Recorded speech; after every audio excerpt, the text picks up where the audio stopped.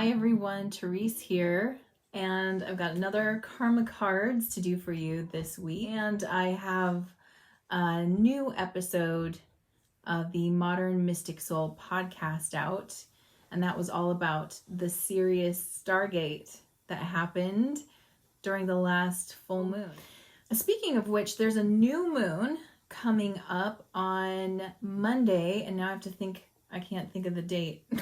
The 20th, there we go, the 20th. There's a new moon coming up then. It's going to be new moon in Leo right after the sun moves into Leo, which is always a really powerful and creative time for us. So if you're interested in joining the next Spirit Circle, that's going to be on Monday the 20th at 6 p.m. Pacific, and I will make sure to put a link in the comments somewhere so that you can catch that. The last Modern Mystic Soul podcast, I put out an excerpt from that full moon Spirit Circle, and it was the light language excerpt. And why I wanted to share that is the message that came through was really powerful, but I also want to talk a little bit about what that is. So light language, if you haven't heard of that before, light language is a multidimensional language that bypasses the logical mind. It goes right into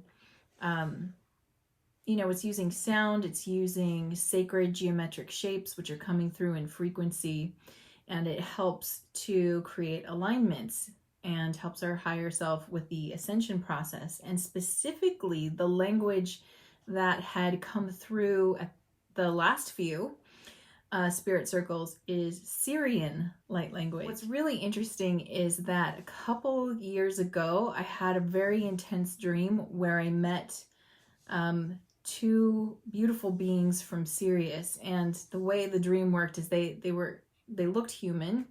I don't know if they actually have like a humanoid form, but they looked human to present so we could have a conversation. And I recognized them as sisters. I call them my Syrian sisters. There's two of them, and there was such a beautiful, beautiful energy coming off of these two beings. And so the last couple of Spirit Circles, I've been actually connecting directly with them to do the light language. So the light language that's coming through is Syrian light language.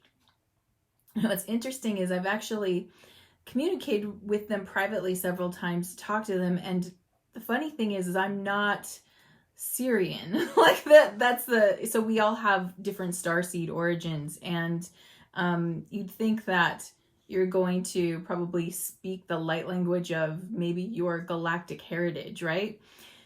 Not Syrian, but I call them my Syrian sisters, which I love, but they're sisters more like when you meet somebody on Earth that you feel a deep connection to, but you're not related to, but you have a deep soul connection with them, that kind of sisterhood. It's working with sounds, and it's working with sacred geometric shapes, and the frequencies themselves create shapes, and it provides a couple different things. It provides assistance with ascension, it provides purification of energies, it can provide healing frequencies, it can help unlock the cellular DNA, it does a whole bunch of cool things for us. So that's why I like tapping into it, especially around the Spirit Circles. Yeah, that's actually something that we talk about inside the Spirit Circles, is what is Starseed origin? And how do you know what your Starseed origin is? So this is a process that I've been talking with people about inside the Spirit Circle group, because it's a highly personal process. It's not something that you're going to get an answer to outside of you. For example, I'm not going to be able to tell you what your heritage is, although there are some people who do read the Akashic records and can get in touch with that. But even before I would go to somebody outside of me to find out what am I galactically connected to, I would do the internal work first. So that's what I've been taking people through, is how do you know what you're connected to? Let me talk to you about Sirius, and then there might be someone here who has a strong connection to Sirius, and you would know. So Sirius is a very bright star. There's a a deep connection between the Earth and Sirius. The Stargate had opened on the July 3rd through the 7th. It was at its most open, and that has to do with like how our proximity to Sirius. And I believe it also has to do with the pyramid alignment when Sirius crosses the Great Pyramid, right? So Sirius is a water planet, and it is said that aquatic, highly evolved aquatic beings like dolphins and whales originate from Sirius. Also, it is said that it's possible that the Mu, or the Mermaid Society, originated from Sirius. So one of the ways that you can know if you might have a strong connection to Sirius, possibly even have a Sirius origin, is how strongly are you connected to the three things I just mentioned. So either mermaids, dolphins, whales, like how deeply do they affect you? And if they're a big part of your life, if it's something that you're always connecting to or coming back to, that is just one example of how you could know whether or not Sirius is part of your origin. And there are a lot of water planets out there, and there's a lot of planets that we don't necessarily externally know the names of yet, but we can get those internally. And something else that I want you to know is, I want you to think about it like this. So we all have a seed point, an origin point. So our seed point is where our source or God spark originated within the universe. And a way you could liken it is your soul's birthplace. Now, what I want you to think about when it comes to your soul and when it comes to the energies connected to distant worlds or galaxies is that, imagine it like this. So you could either be highly connected to your seed point, and some people are, right? They're connected to their place of origin or the place of birth on Earth, right? Or you can have a situation where you were born somewhere, but you have no real connection or memory to it because you, as a child, moved around a lot. Or some people, get born on vacation, right? So it's like they originated at a certain point on the planet, but that's not necessarily what resonates with them. There are other people who they're born and raised somewhere, but they don't feel like it's their origination point until they move to a specific area. Did any originate on Earth? Yes. Yes, there are some who have originated on Earth, but interestingly enough, during this time period, there's a lot of galactic family here. So those of us who are looking like humans, act like humans, but really have a galactic origin. And this is information that you can get, you get a lot of it through Dolores Cannon's work. I absolutely love Dolores Cannon's work. She has a vast body of research. So for those who don't know who Dolores Cannon is, she was a hypnotist who pioneered what's called quantum healing hypnosis. She was one of the first hypnotherapists to kind of stumble into past life regression way back before anybody was doing it, back in the early 60s, I believe. She was getting some of the first cases. And then what happened is her work kept progressing. Like, she would work with people, and suddenly people under hypnosis would start talking about galactic origins and star families and all this stuff. It's amazing. So the thing about Dolores Cannon's work that's truly incredible, and I feel like gives us a really good snapshot of what's going on, is she was first and foremost a hypnotherapist. So not a writer, right? Not like sitting down and like thinking this stuff up. She was recording sessions. And what happened is, and she worked all around the world. I mean, this woman did like thousands and thousands of sessions before she passed away in 2015. And she's written 19 books. And these sessions have been incredible. And what made her sessions so powerful And what made her work so detailed is that she was getting people past a light layer of hypnosis and into a deeper layer of somnambulistic trance. They were going deeper, faster, and yet able to communicate, right? So people were going into deeper layers of trance in her sessions, and she was able to contact the collective consciousness or the subconscious mind. It was incredible what she could do just through the hypnosis techniques that she was doing, and she was very good at it. She taught it. She actually has an entire course. People still can take it. It is very intense. I heard it takes a lot of training and a lot of scrutiny to go through it to make sure you're there's only 3 levels of certification and something like only 20-ish people in the world who are at level 3. That's how rigorous her training is. But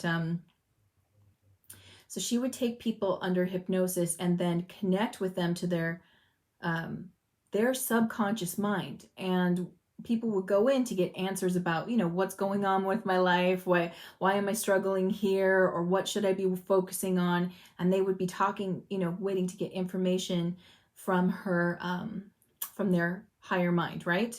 And the precursor is you go into one of your past lives that's connected to your question. Well, what was happening is people were going past earthly past lives and going galactic constantly, and it wasn't something she was intending. It was just happening to the point where she was getting loads and loads of information, where people were confirming other sessions. People who didn't know each other, people who were across the earth from each other, were saying almost, in some cases, word for word, the same thing that was happening. So this is how we have a really good body of research information to kind of help get us started and know that this is more than just a fantasy or a wish that people are having, but actually information that people can tap into and learn about. And I've had one of the quantum healing hypnosis sessions, and it is wild. It's stuff that you're going to get there is going to blow your mind wide open. But yeah, there are people who are of Earth origin, but if you take that information, plus there's a lot of other information out there that can kind of help you know what Earth is and why there's so much attention on it, why it's so significant, why we all had to come here, because that's part of our galactic story, is we had to come here now. And I mean, when I say had to, it's not like we were forced to. I mean, we couldn't wait to be here for this time. And the fact that we're here alive during this time is significant. It's very significant. We're just on the precipice of finding out what that truly means. But it's going to be amazing. We are going to be here for the dawn of the golden age. It's coming quicker than I thought it would. And I was getting downloads about that a couple of years ago, and I thought this was like 50 years in our future, and it's more like in the next 9-year cycle. We're going to see some stuff happen that's going to be incredible. Any kind of planet you can imagine does exist. There's many worlds out there that look like Earth. And remember, Earth is considered a water planet too. So it makes sense to me that there is a strong Sirian connection to Earth, because there's a lot of similarity between Sirius and Earth. Okay. Actually, it's interesting because there's a lot of the information or a lot of the events happening now have a connection to this galactic storyline and what is happening in the world, and what it means about the truth of who we all are. And I've gotten some information. I'm not quite comfortable sharing it with everyone yet. I share it with people individually, but sharing it on a bigger level is a little bit tricky for me because I don't have historical data to back me up. I only have a psychic imprint. But I will say this. there is a group, my team calls them the solar children. The solar children on this planet. So we're going to start learning about the different, it's like different galactic tribes is like the best way to say it. Although, yeah, the different galactic tribes. So there's the solar children. And the solar children, and again, this is a psychic download I'm getting. I asked about something specifically. I asked about why people with darker skin color are so heavily attacked. And it has to do with this. They're the solar children. They're the children of the sun. And when they say children, when my team says children, they're referring to the innocent aspect in all of us. So they would call another group the stellar children or the Syrian children, right? So it's not a derogatory statement. It's simply a reference to our pure nature. So I asked about this, like, why is this, why is the color of skin something that is so heightened and picked upon right now, and specifically directed at certain people? Why is there so much oppression or misuse or mistreatment of a group of people? And it has to do with the fact that they are quite potent. They're solar children. So the children of the sun have this incredible connection to the sun. The sun gives us all vitality. We all ingest its energy. We all have vitality from it. The foods that we eat are filled with light. And as we eat them, right, we get vitality. So the darker the skin tone, the more melanated the skin, the higher percentage of sun is held. The solar light is held in the body. And this makes this group incredibly vital and powerful, and filled with light, filled with physically holding light and joy. This is incredible. It's incredible. And the reason that they're so heavily suppressed and attacked by the negative group, is to suppress light, to suppress the light energy. And throughout history, throughout long periods of history, have been used because of the capacity to hold solar energy.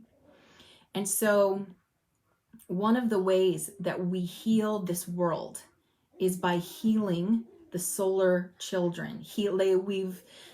Somehow we're going to, in this lifetime, see them remembering that connection, that they are connected to the sun. I suspect that it's dormant in all of us, what we're holding, right? But as we help that group heal and remember what they are, the release of that reconnection to truth and power is going to be so incredibly powerful for the world. It's going to release a wave of joy and power and light, right? The sovereignty, remember, is connected to we often connect sovereignty to the lion, which is connected to the sun. There's a connection there. Why is it that Leo, which we're about to move into, who's ruled by the sun, represents sovereignty in all beings? So there is that connection. So that's what I got when I tapped in spiritually to my team. I'm sure there's other people out there who have more information that can bring that forward, but that's just one aspect, right? So there's going to be more revealed to us, that there are the children of the sun. I'm also hearing that there's going to be like the children of Jupiter and the children of, maybe Sirius or the Pleiades. Like, this is maybe what they refer to, my team in spirit would refer to as like Pleiadians or things like that. So we're all going to find out this cosmic connection that makes that brings forward qualities that we were always intending to bring to this plane. So when I talk to my Syrian sisters through channeling, when I talk to them about what is it we're here to do, they said the mission for many starseeds, and that's what they call us, because most of us are not of Earth origin, we're of a galactic origin, okay? Many of the starseeds have a twofold mission. One is to rebalance karma. Now, not necessarily our karma, it's more like the karma, possibly of the origins you came from.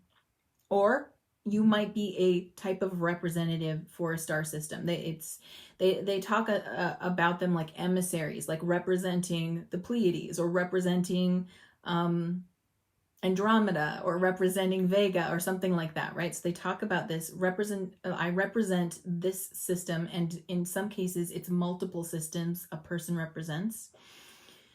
And then they talk about so we're here to hold that space to balance the karma. And 2, we're also here to present the gifts and resources of those areas as well, which means an awareness of what you are and who you are is going to be required to be able to share that information. Now, the good news is you're already carrying it with you. It's not something you have to go get, you've got it. But the hard part is that a lot of people are waiting to be told what they are. And that's not how it works, right? You can't be told what you are. You can tap into what you are, and you can uncover it. You can research it. You can look for vibrational matches. But if you're waiting for someone to tell you, it's like you're waiting for someone to define you. And that's the world we've left. No more does that happen, right? Now it's self-definition through self-inquiry and self-discovery, and more info will be available to you to help you do this. So if you're excited about it and you're like, yay, I don't know how, I don't know what I'm supposed to do or how I'm supposed to get that information. The place I'd have you start is I'd have you make a list of all the things that really resonate for you. And that might take you a while, but it's good. Take a while. But you want to think about the mundane things, but then you want to start going deeper and thinking about, what is it I'm always attracted to? What places am I always attracted to? Where am I always fantasizing of or going back to? Or in my head, if I think about a happy place, do I go to a place that exists, or do I create a place? Right? These are just some questions you could start to ask yourself to start the self-inquiry process. And as you start getting answers, and that might seem not connected to anything galactic, you're going to come across information that will help match it, and then you can feel into it. Does that feel like me or not? And I promise you that as you do that self-digging work, you will find things, and you'll hear something, you'll go, oh my God, that's so me, right? Like that so resonates for me. Okay, so when you say Hawaii, here's an interesting point. So Hawaii, and it's Maui specifically, I think, is the heart space that's left there. Lemuria and Maui and Hawaii, the islands there, but Lemuria was much bigger then, and it spread out. It went down and spread out under the ocean. Lemuria and Hawaii have a strong connection, a very strong connection. And those who resonate with that or remember that, always there's a connection to that and feeling like you were bigger, like a much bigger being. And even having dreams of like having more, right? Having more like a bigger vistage, like seeing further ahead into space than you can now. Like, if you were standing here and looking onto the horizon, you'd only see so much. But those of Lemuria were so big. They were, God, what, like 20 feet tall, possibly more than that? Yes, see? Awesome, Jan, that's awesome.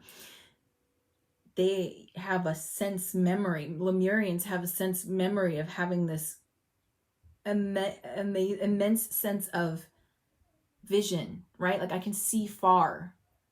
I can see, and perspective is different. Perspective is different for them. Yeah. See, these are steps to help get you in there. And you're like, wait a minute, that resonates, right? And if it doesn't quite resonate, there's something there though.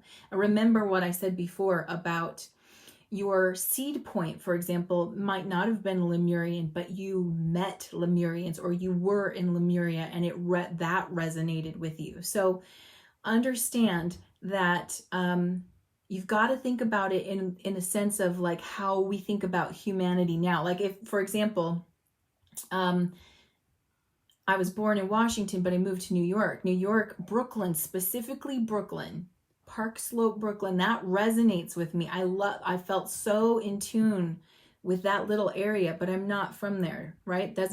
But you see how it's like, I could go back there in a heartbeat and get it. Like I get that place. So that's how you want to start viewing your galactic origin. Instead of like trying to like tick every box that someone else says, you need to take what resonates and figure out like if all of it doesn't, if being super big doesn't resonate with you, but Lemuria resonates with you, or Hawaii resonates with you, that means that maybe you were there and it connected to you on a deep soul level, and yet you were a different being there. That is so great. I love it when it lines up like that. And Lemuria definitely like has a place in my heart. There's such beauty there. I just, and Hawaii too still holds that beauty. Maui holds the heart of Lemurian beauty. And Lemuria was a beautiful society that had, I think, 3 different golden ages. They were very advanced, and the fall of Lemuria wasn't, as I understand it, let me ask, hold on.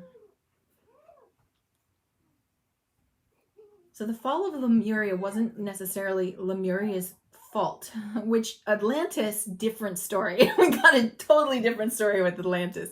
Lemuria was time to, it was time to move the epicenter, if that makes sense.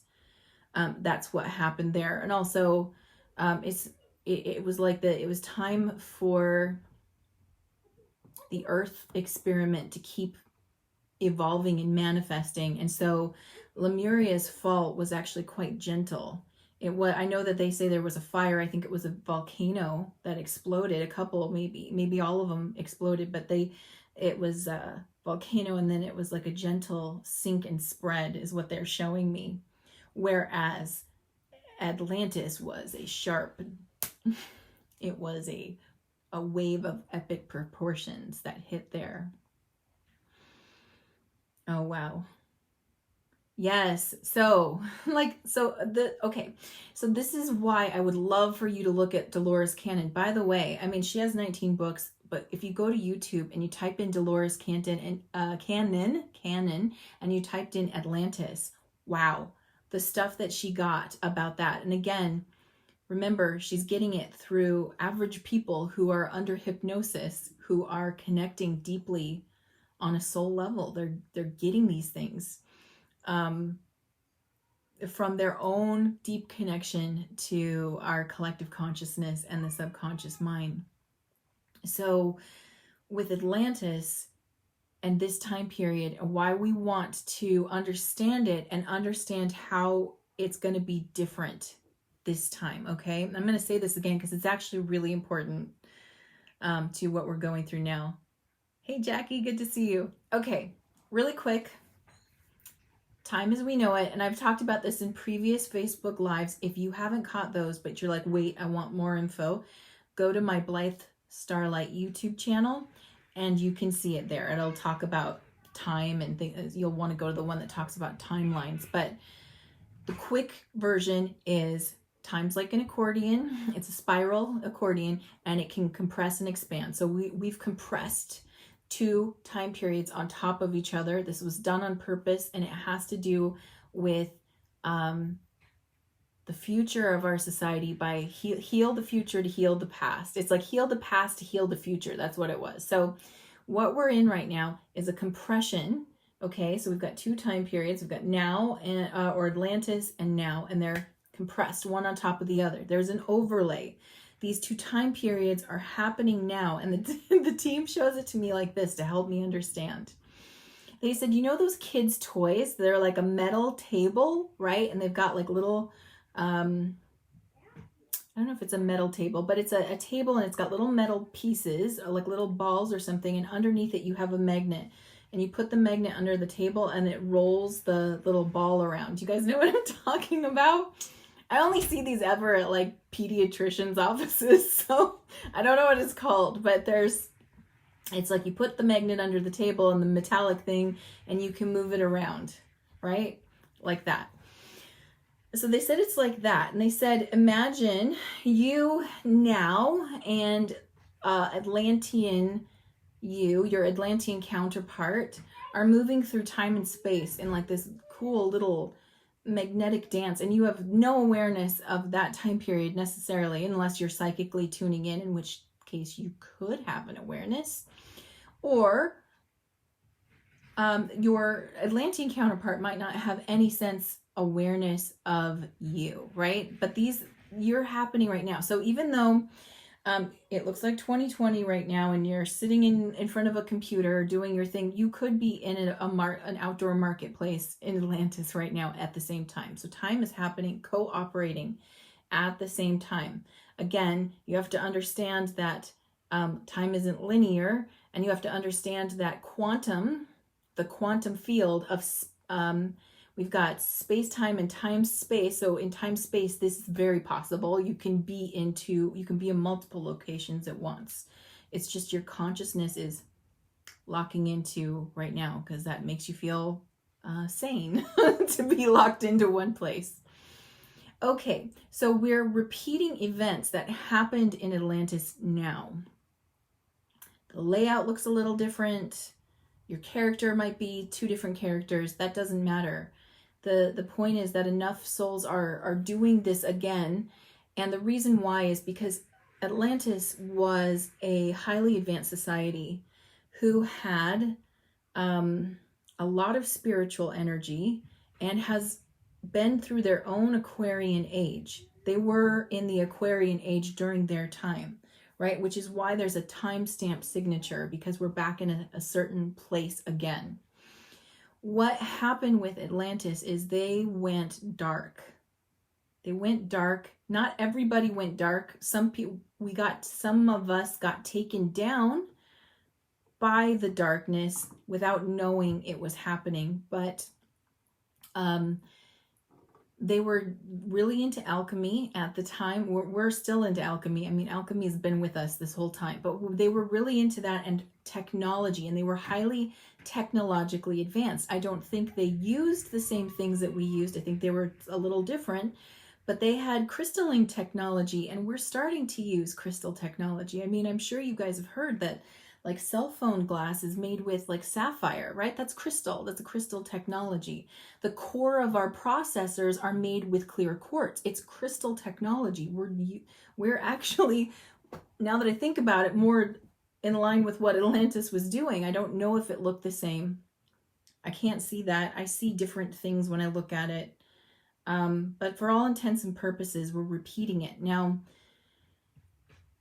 they wanted in Atlantis to have the same power as God. They wanted the same power as Source. They wanted to be able to create worlds of their own.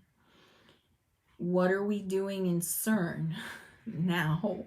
We've got the CERN particle accelerator going on there, and they're doing the same thing again. So what had happened though is in an Aquarian age, you've got two major archetypes that can play out.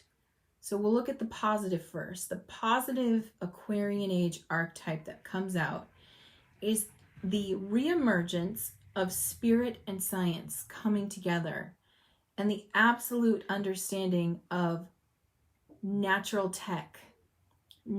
technology coming forward, right? So it is the humanitarian archetype with a visionary mind. That's the positive archetype that comes forward in an Aquarian age. There is a negative counterpart, though, that can come forward, and it really is, what path do we choose? The negative counterpart that comes forward is what I would call like a mad scientist, right? So where it's devoiding itself from nature, it's trying to separate itself from nature, and it's trying to create as if it is nature. So it becomes a mimic to nature rather than truly natural. And in the negative archetype of the mad scientist, there is a complete disregard for life, because they're trying to create life, and they're doing it at the cost of life because it's serving the greater good. Remember, and over here in the humanitarian, the greater good is being served, and there's a natural connection. The false or the dark version is a false greater good and a disregard for life because it's a means to an end, right? If that makes sense. So that's what happened the first time we went through Atlantis, is that there was they had gotten to the point where spirituality and technology and science were coming together. They were truly merging, but then there was a shift or a slant to a false created life force. They were trying to become creator gods in the sense of, I can create life force energy. And that is what created the downfall and the destruction of Atlantis. They obliterated their own empire. And then they called forward that created the kind of, as Dolores Cannon talks about it, it was like they were becoming so dangerous to the entire earth that they had to get like deleted, if that makes sense. It's kind of like what she said is that they got pulled, the civilization got shut down. They wiped the civilization to save the rest of the planet. That's how it happened. And when I say they, I'm talking about Source in agreement with the galactic groups watching, and kind of, they were our teachers, right? So they were karmically tied to us and watching, but it went so dark that they had to delete the Atlantean culture to save the rest of the planet. And so what happened after that was those who were the darkest got the delete, where those who were the higher version of the civilization, right, the humanitarian version of the civilization, were allowed to escape. They were allowed to move on. And so the Atlanteans that could escape, a lot of them did end up migrating towards Egypt and contributing to that culture and that culture's golden age. And all the a lot of Atlantean mysteries did pass into the Egyptian culture, right? So it was a pretty big switch that happened. So I see a lot of comments that I want to make sure I can get here. Can or does the darkness follow us in our now, and what does it look like? Yes. Yeah, they're already here, but they're smaller in number than we are. However, I'll just say this, because there's so much information out there and there's so many people talking about it in detail. They're 1%, right? They're the 1%. And that's really kind of what they represent when it comes to the terms of humanity as a whole. How much of it is dark is like less than really 1%. However, they've inserted themselves in a lot of places where they have influence and control or power. The beautiful thing, and the reason why we were like, I'm going to be here, I will be here now, is that there was a call sent out. There was a call sent out by the earth. The earth is a sentient being, which is why they helped her when Atlantis went dark and didn't just let the whole thing implode, because she's not a part of that. It's happening on her, but she's here to provide the natural connection, right? We're supposed to be having a natural symbiotic relationship with her, not destroying her or trying to take her over. So that's why the planet was rescued, but not that civilization, to help you kind of make sense of that. Okay, and what does it look like? Yeah, so what we're seeing is a lot, and this is ancient, it's been going on.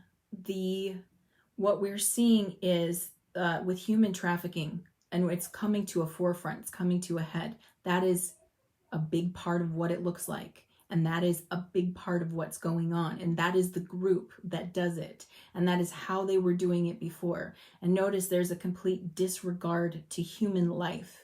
That is that false, that false energy, the false timeline. And they have tried already to create a false timeline. Dang it, I don't have it next to me. There's a book called The Book of Secret Wisdom. You can find it on Amazon, and it is beautiful. It's amazing, and it works almost like a thesaurus. It's so good, but it is about the sacred texts of Shambhala, which is in the Tibetan mountains. So sacred Tibetan text, and they only release a part of it. We'll never get to experience all of this text because you have to be initiated and you have to be ready to receive it. But they talk about the fact in that book that the false timeline was initiated. They already initiated it. They tried to get us on there.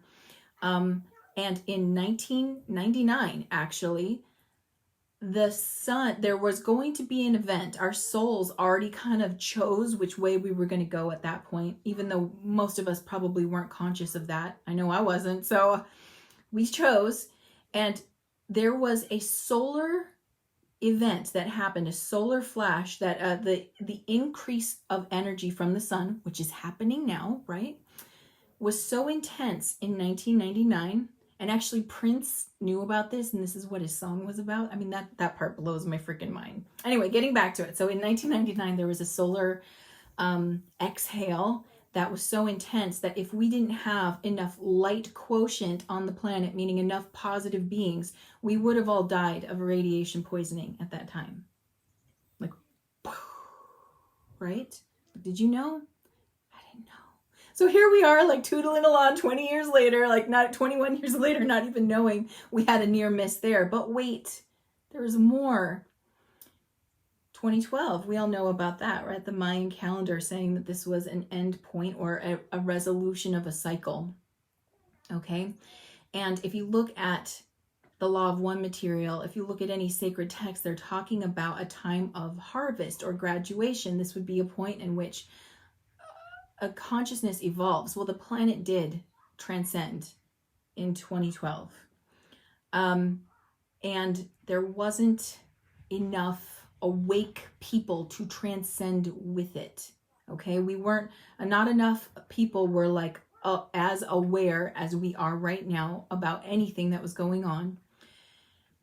And this is crazy. And I'll if you want the link to the actual conversation, you can reach out to me, you can DM me, and I'll try to find that for you, because I'm paraphrasing here.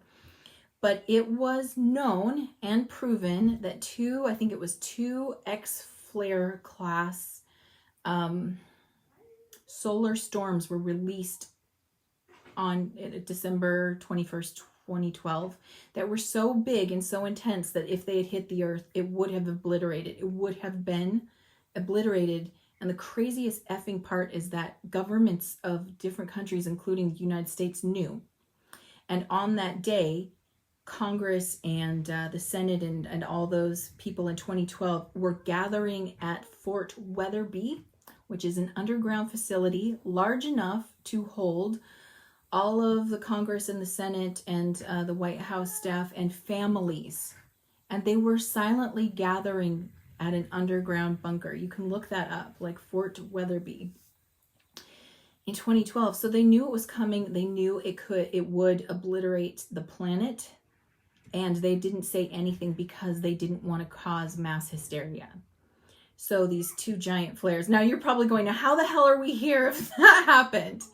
So this is where it's like it gets crazier and you really have to look into this. But giant spheres of energy came in and buffered it. Like, I think they said it was something like 10 to 6 minutes before impact. Buffered.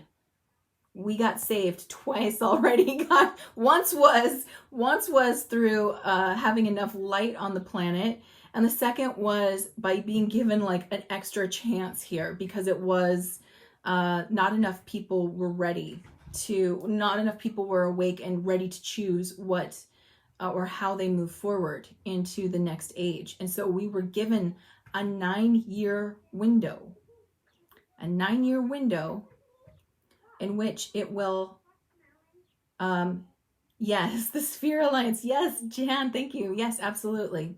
We're given a 9-year window to get our shit together so we could ascend we are in the 4th density already, no doubt.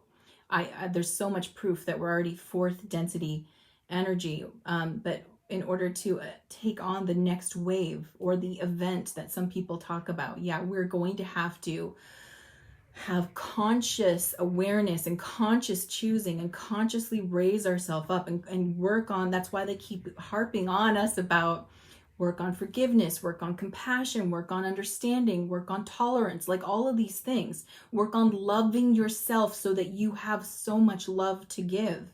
All of these things create a bigger shield of light. We've already done it once. We can and will do it again.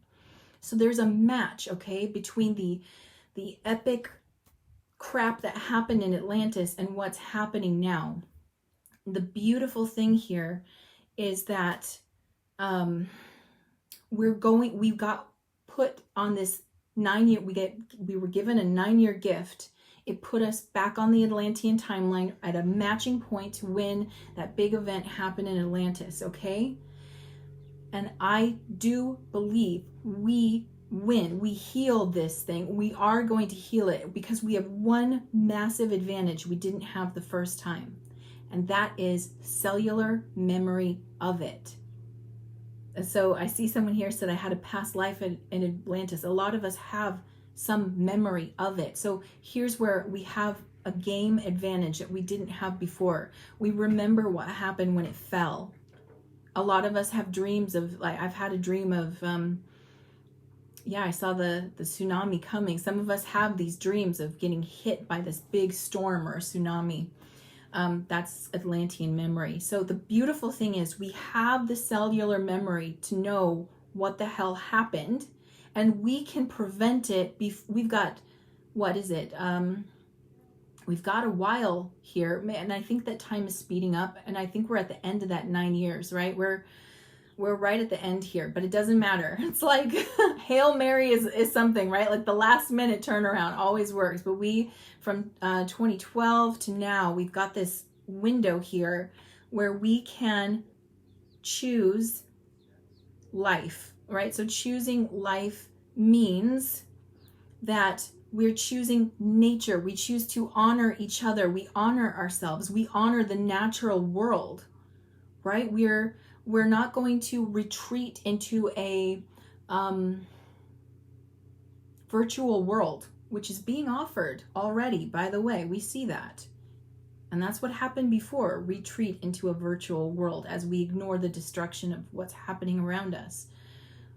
So we're right there now.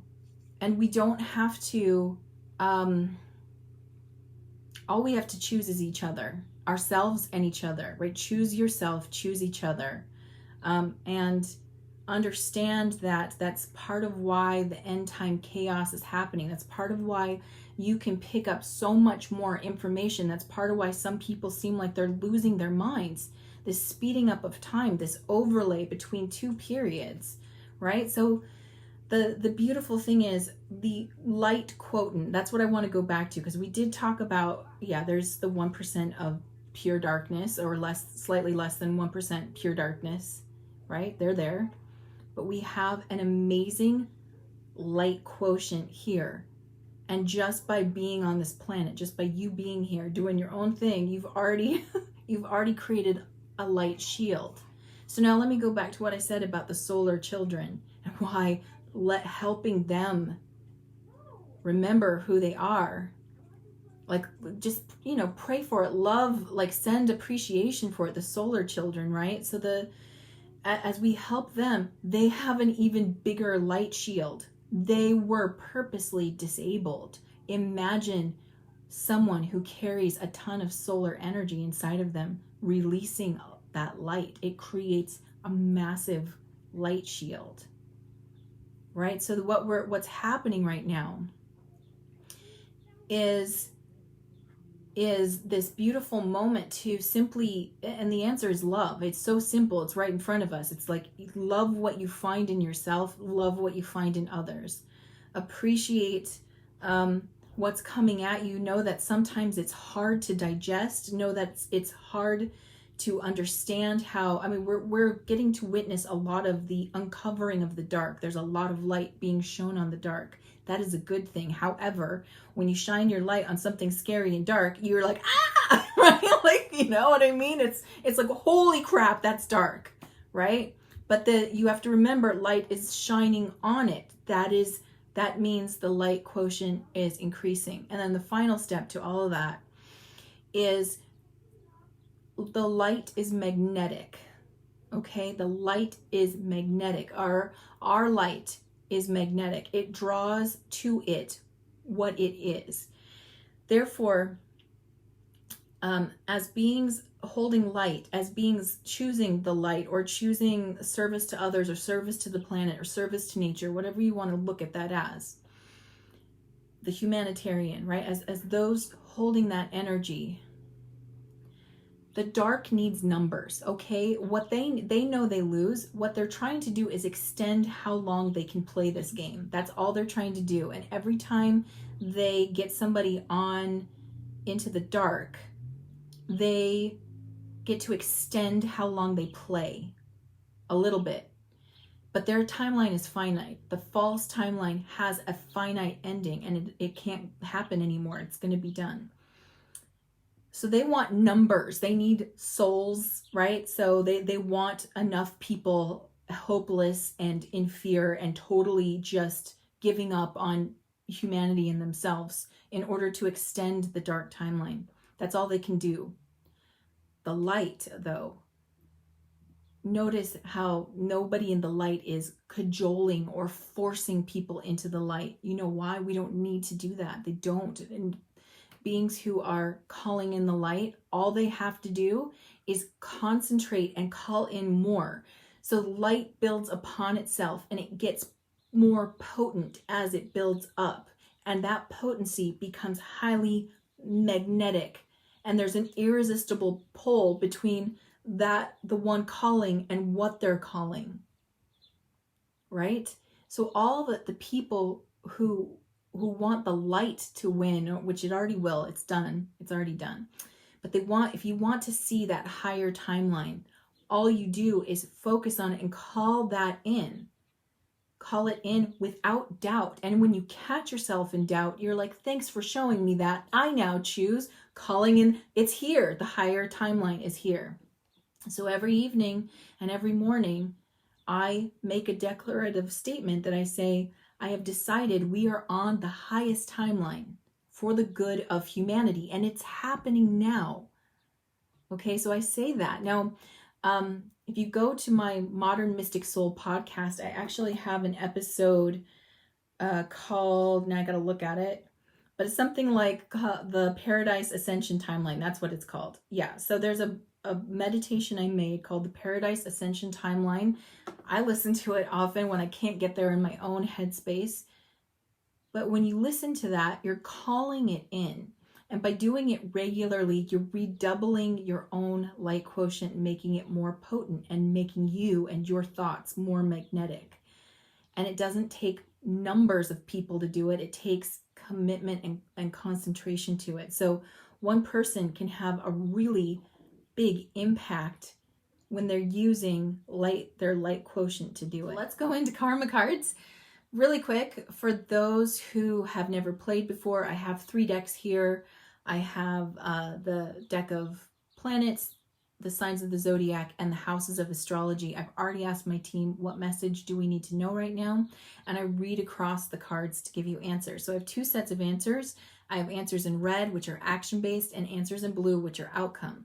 And the way you play is you just tune into yourself and find out, what do I need right now? Do I need action-related answers or outcome? And I'm just looking at the date, and this actually goes from today, the 15th, through the 21st, right up to and after the new moon. Deciding that, let me tell you the flavor of today's reading. we have the planet Mercury, which just recently went direct. It's out of retrograde. Hallelujah. Right? But it's still stationing direct, which means we're still feeling some of the retrograde effects, and we're about to stabilize into Mercury direct. In the sign of Sagittarius, which is the humanitarian of the zodiac. And then in the 7th house, actually, I'm sorry. Let me go back. Sagittarius is not the humanitarian. Aquarius is. Sagittarius is the, like the scholar, but more like the professor, on the professor level, like the PhD level, higher knowledge, okay? In the 7th house is marriage, partnership, relationship, okay? So we're going to be looking at relationships here. Okay, so for those who are choosing red or action, your spiritual action at this time, communicate your highest ideals diplomatically. Right? So diplomacy right here is kind of what we were talking about before, which is working together. Diplomacy always infers that I'm thinking about not only what's best for me, but what's best for you. So communicate your highest ideals diplomatically, and which means we need to be addressing like what are we thinking about when it comes to the world? I mean, I know we want things to be safe. Maybe we want things to be normal. But it's not going to be the old way. It's a new way. It's already a new world. So what is it this new world looks like? What is the highest version? Communicate that. For everyone, right? Mental action at this time. Analyze the rules of relationships. So we want to be spending time thinking about the rules of relationship. We want to be looking at, when I hear the rules, I actually hear it's like, what are our self-beliefs around that? Because rules are something that we can have different perspectives on. What is a rule to one person is a suggestion to another. You know what I mean? So we want to look at what do I think is, what do I see as something as established that this is the way it is? Relationships are one-to-one, or what is it? You know, what are the hard, fast rules to you of what relationships are? You want to analyze this. You want to look at it. Are there limits? Are there anything in there that never quite jived with you, but it always was the way it was? So we're looking at that. So Mercury, again, is a mental card. So it's a lot about thinking and communicating versus necessarily taking a physical action. Okay, physical action. Physical action. Let your mind tell you how to get out to the world and get a fair deal. Let your mind tell you how to get it out to the world and get a fair deal. So this is about getting the communication out to the world and get a fair deal. I mean, this is one of those times where, again, we're being asked more and more these days to become more authentic to who we are. That's part of self-acceptance, is authenticity, meaning that you're standing in who you are rather than who you think people want you to be. Which, for those of us who want to people please, this one's a tough one for people pleasers, because we've got to get out of people pleasing. But as the empathic people tend to be people pleasers because they feel what other people feel and they don't want you to feel bad. So they try not to do that, but it's getting in the way. And a lot of times there is this preconceived idea when it comes to that if I say authentically who and what I am, X, Y, and Z will happen, right? So you're being asked to be in contemplative thought about your own authenticity and the fact that part of how people receive something is how it's said to them, right? We all know this one. It's not necessarily what is said, it's how it's said and the tone of voice that's used and the the subtextual implications that people will read into that or get from that, right? So that's how you do that diplomatically, or you get a fair deal, is you are acknowledging something about the audience that you're speaking to, whether it's a single person, a group of people, and so on, right? You've got to consider, it's not so much about editing yourself. It's like, how am I saying this? What am I communicating? And if I sat with that long enough to truly understand what it is, right? Because when we're with it and we accept it, it's whatever we accept or deny about ourselves, other people generally accept or deny. So that's something we just keep working on as we're working into becoming more and more authentic. For those choosing blue or outcome or both, your spiritual outcome in Mercury and Sagittarius in the 7th house of relationships are spiritual outcome, the awareness of, insights to understand balance. The awareness of, so it will be now in your consciousness, insights to understand balance, right? So again, this was really interesting. I was listening to something earlier today where it was talking about understanding your worldview and understanding that there's two things that need to happen to create a more harmonic world view, and one of them is not currently, it's starting to change, but I haven't really seen that happening. The first one is, what I do, how does it affect others, right? Like what I'm doing. So a self-awareness of, how am I doing something that serves just me, or does it serve me and others, right? Is it for the highest good?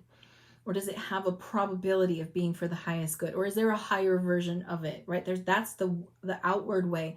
The second way is our dependence on structures has to change, and the structures are falling. This is a time we've got all these planets in retrograde. One of a couple of them, Saturn and Jupiter and Pluto, are all about these structures getting rearranged. Neptune just joined the party too, so there we got that. It's all about structure rearranged. So our outside structures are how, right now it's like I'm dependent on these outside structures to help take care of me. We're dependent on an outside structure, be it the government, be it a grocery store, be it community service, whatever it is, you name it. We've got these structures set up that are creating a dependence.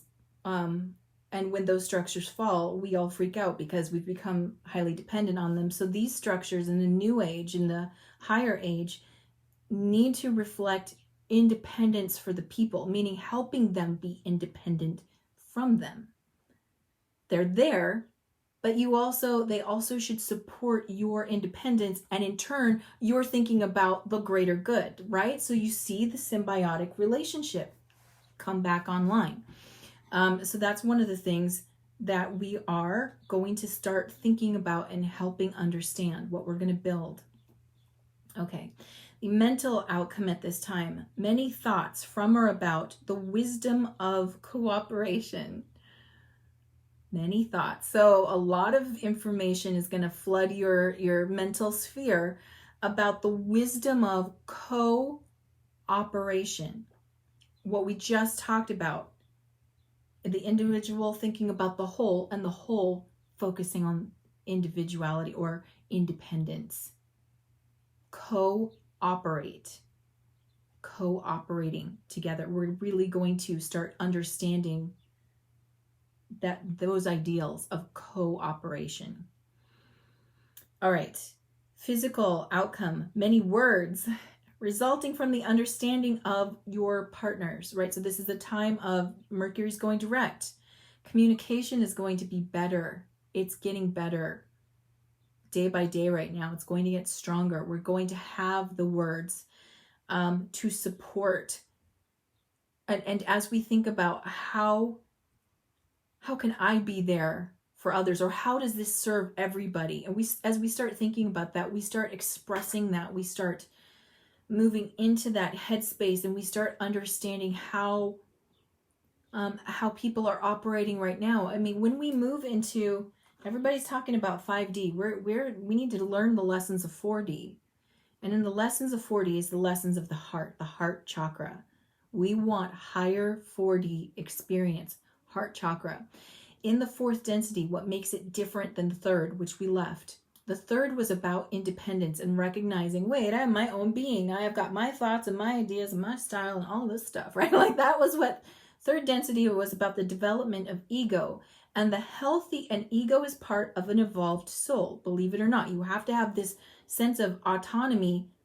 And then when you evolve into fourth density, that ego then says, I understand I could do this by myself, but I would rather do it with you because we're better together. And what happens there is we remember everything we knew about second density, which was the symbiotic relationship of nature. In second density, this is plants and animal kingdom. That's the second density. They work together symbiotically. Animals never take more than they need, right? They always work in symbiosis. Do you guys remember the story about the wolves being pulled out of, like, was it Yosemite National Park, and the vegetation, like the river ran dry because they took too many wolves out? And it was because the gazelle or whatever, the antelope or whatever the animal was, the herd animal, started eating so much of the vegetation that it leveled the bank, and then the river dried out because the water just spread out. So the plant and animal kingdom live in a perfect symbiosis. And when you don't mess with it, they stay in balance. Well, humanity has that ability to live in symbiosis as well. That's our natural state, our natural timeline. My brain just went... It is our natural timeline, though. Third density, that's where it all messed up, right? That's where we got all individualistic and look what I can amass by myself, and I don't need you to do that. The reason that's necessary, the reason we had to meet our independence, was so that third density is called the choice, and the higher choice of third density is to consciously choose. Now that you know you could sustain yourself, a higher being will consciously choose to move back into symbiosis with the natural world. And when we do that, we are fully on the ascension paradise timeline again. It's incredible. So that's what fourth density is about. It's about consciously knowing you could go it alone, but you'd rather do it together because we're better together, and the world is better when we're together. It's so powerful for us to get that we're being given the option to continue on. The negative path is to continue on saying, I don't need you, I can do this myself, watch me. And they do it. They can do it. You absolutely can. But it creates, there's a consequence to that, and that is the destruction of all that's natural. And that's the finite ending of the negative timeline. It self-destructs, and it has a finite end. The natural or higher timeline keeps evolving. It never ends, right? So that's why we're at the choice point. That's why they gave us 9 more years. So, and we're getting close to the end of that 9 more year cycle, that the gift of 9 years that they gave us is almost at an end. And all we have to do is make that choice in each and every one of us. Will I decide to go it alone and F this and F that and F everybody else? Or will I decide I could do that, but I choose you, and I choose nature, and I choose togetherness because we're better together? That's what they're asking us to do. It's so simple, right? It's so simple, and we can absolutely do it. And by knowing that, and by connecting consciously to that, we heal Atlantis. That changes. It gets off the false timeline, which is what it's on, which is what helped pull us off the natural timeline in the first place. We heal Atlantis. It gets on the natural timeline. Our future continues in the positive, evolving direction, and we get to see a world we only dreamt of. Right? It's really exciting. So I hope this was long. It was another long one. I guess I had a lot to say to you after waiting a whole week, but I hope this was helpful. I hope there's information in there that gives you an aha. And again, you know, if you have questions, you can always send me a comment or a message in private messenger on Facebook. That's great. I'm not on Facebook itself as much anymore. Kind of like hanging out in the ethers a lot. I'm learning so much. So, but you can definitely get hold of me. I'd love to answer your questions.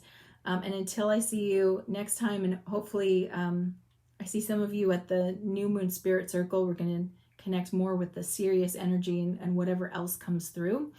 But I will definitely see you after it. So until then, mwah, sending you so much love. Thanks for hanging out with me. And I hope that you have a beautiful week. Beautiful. And I choose you. Bye. Thank you for watching. Subscribe now and hit the notification bell so that you know the next time I release a new video. Until then, stay magical.